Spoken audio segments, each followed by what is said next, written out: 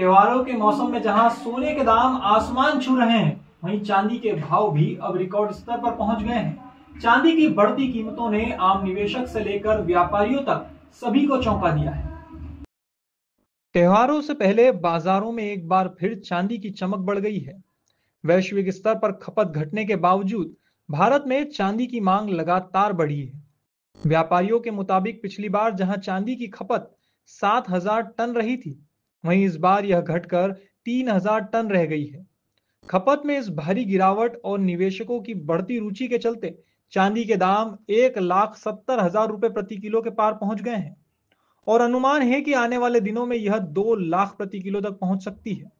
अभी चांदी की सप्लाई सीमित है, डिमांड बहुत ज्यादा है। लोग निवेश के तौर पर भी चांदी खरीद रहे हैं, इसलिए वेटिंग लिस्ट बढ़ती जा रही है। मार्केट में स्थिति यह है कि जो ग्राहक 2 या 3 किलो चांदी खरीदना चाहते हैं मार्केट में स्थिति यह है कि जो ग्राहक 2 या 3 किलो चांदी खरीदना चाहते हैं, उन्हें अब 8 से 15 दिनों तक इंतजार करना पड़ रहा है।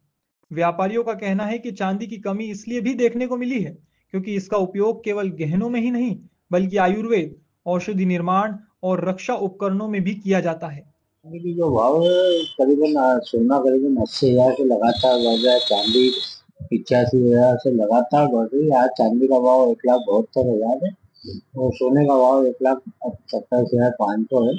ये बढ़ने का कारण एक ही है कि एक तो वैश्विक स्तर पर कुछ भी हलचल होती है, इसका असर सोने चांदी के भाव पे आता है।